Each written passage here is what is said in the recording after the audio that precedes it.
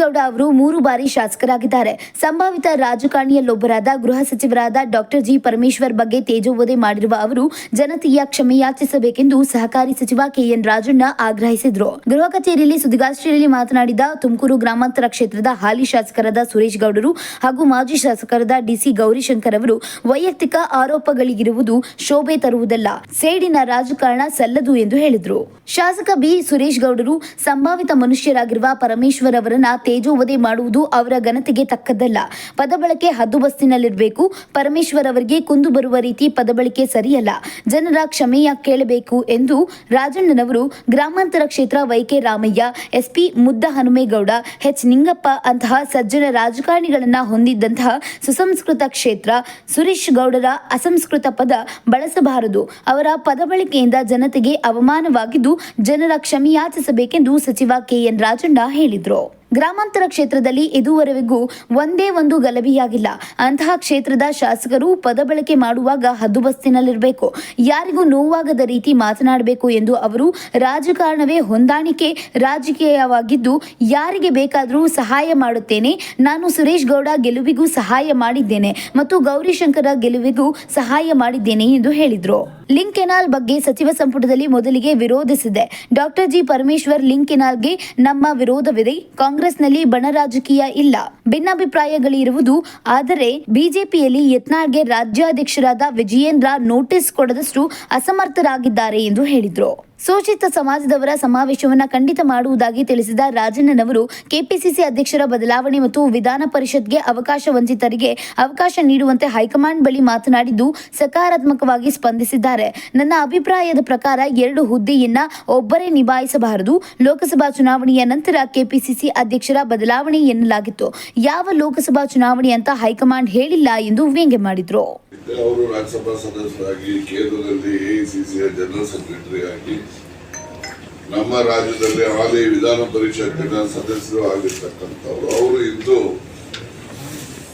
ಎಐಸಿಸಿಯ ಆದೇಶದಂತೆ ಹರಿಯಾಣ ರಾಜ್ಯಕ್ಕೆ ಉಸ್ತುವಾರಿಯಾಗಿ ನೇಮಕ ಆಗಿದ್ದಾರೆ. ಅವರಿಗೆ ನಾನು ವೈಯಕ್ತಿಕವಾಗಿ ನನ್ನ ಅಭಿನಂದನೆಗಳನ್ನು ಅವರಿಗೆ ಸಲ್ಲಿಸಲಿಕ್ಕೆ ಬಯಸ್ತೇನೆ. ಎರಡನೇದು, ನಾನು ಕೆಲವು ಮಾಧ್ಯಮದಲ್ಲಿ ನೋಡಿದೆ,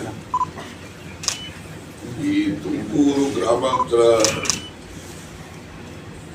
ಹಾಲಿ ವಿಧಾನಸಭಾ ಸದಸ್ಯರು, ಮಾಜಿ ವಿಧಾನಸಭಾ ಸದಸ್ಯರು ಆರೋಪಗಳನ್ನ ಪ್ರತ್ಯಾರೋಪಗಳನ್ನ ಮಾಡ್ತಾ ಇರ್ತಕ್ಕಂಥದ್ದನ್ನ ನಾನು ಗಮನಿಸಿದೆ. ನಾನು ಇಬ್ಬರಿಗೂ ಕೂಡ ಹೇಳ್ತಕ್ಕಂಥದ್ದು ಯಾರಿಗೂ ಭೂಷಣ ಅಲ್ಲ.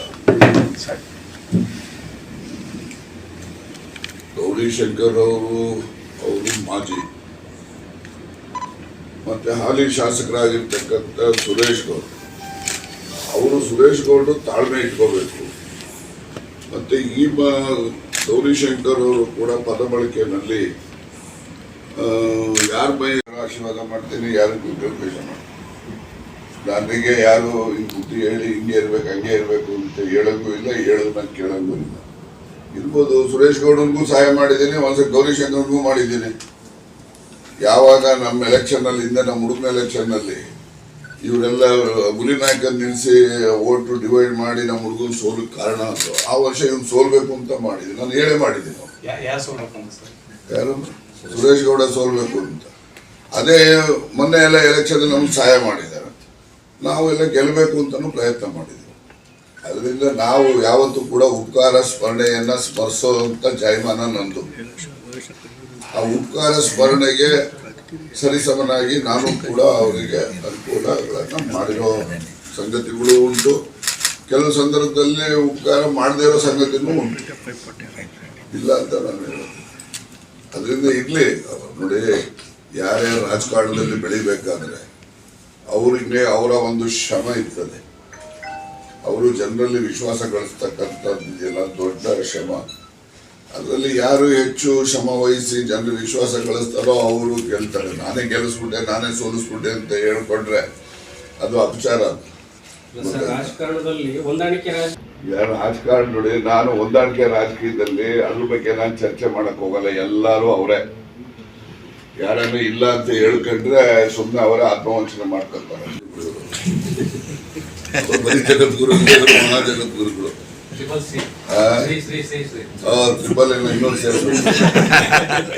ಸಿದ್ದರಾಮಯ್ಯ ಮತ್ತೆ ಅವ್ರ ಪಾರ್ಟಿನಲ್ಲೇ ಹೆಗಣ ಸದ್ದಿಟ್ಬಿಟ್ಟೈತೆ ಇಲ್ಲೆಲ್ಲ ಈ ನೊಣ ಸದ್ದಿರೋದನ್ನ ಯಾಕೆ ಕೇಳ್ತಾ ಬಂದೆ ಎಷ್ಟಿದೆ ಅವ್ರದೆಲ್ಲ ಯತ್ನಾಳ್ ಹೇಳೋದು ಏನ್ ಹೇಳವ್ರೆ ವಿಜಯೇಂದ್ರನ್ ಬಗ್ಗೆ. ನಾನು ವಿಜಯೇಂದ್ರ ಜಾಗದಲ್ಲಿದ್ರೆ ಬೆಳಿಗ್ಗೆನೆ ಯತ್ನಾಳನ್ನ ಪಾರ್ಟಿಯಿಂದ ಸಸ್ಪೆಂಡ್ ಮಾಡ್ತಿದ್ದೆ. ಅವ್ರ ಮೇಲೆ ಕ್ರಮ ತಗೊಳಕ್ಕೂ ಇವ್ರಿಗೆ ಶಕ್ತಿ ಇಲ್ಲ. ಇವ್ರು ಎಷ್ಟು ಬೈತಾರೋ ಅವರು ಹಂಗೆಲ್ಲ ನಮ್ಮ ಪಾರ್ಟಿ ಬಣ ಆಯ್ತಾ ಅವೆಲ್ಲ ಇರ್ಬೋದು. ನಮ್ಮಲ್ಲಿ ಯಾವುದೇ ಗುಂಪುಗಾರಿಕೆ ಇಲ್ಲ, ವಿಷಯ ಆಧಾರಿತವಾಗಿ ವ್ಯತ್ಯಾಸ ಇರ್ಬೋದು, ಅಷ್ಟು ಭಿನ್ನಾಭಿಪ್ರಾಯಗಳು ಇರ್ಬೋದು ಅಷ್ಟೇ. ಆದರೆ ಆ ರೀತಿಯಲ್ಲಿ ಇವರು ಲಂಚಕೋರ ಇದ್ದ, ಇವರು ಫೋರ್ಜರಿ ಸೈನ್ ಮಾಡಿದ್ದ ಅಧ್ಯಕ್ಷ ಅಂತ ಹೇಳಿ ಹೇಳ್ತಾನಲ್ಲ ಯತ್ನಾಳು. ಅವರು ಸೀನಿಯರ್ ಲೀಡರ್ ಇದ್ದಾರೆ. ಯತ್ನಾಳು ರೈಲ್ವೆ ಮಂತ್ರಿ ಆಗಿದ್ರು ವಾಜಪೇಯಿ ಕಾಲದಲ್ಲಿ. ಸೆಂಟರ್ ಅಲ್ಲಿ ಲೋಕಸಭಾ ಸದಸ್ಯರು, ವಿಧಾನ ಪರಿಷತ್ ಸದಸ್ಯರು, ವಿಧಾನಸಭೆ ಸದಸ್ಯರಿದ್ದಾರೆ.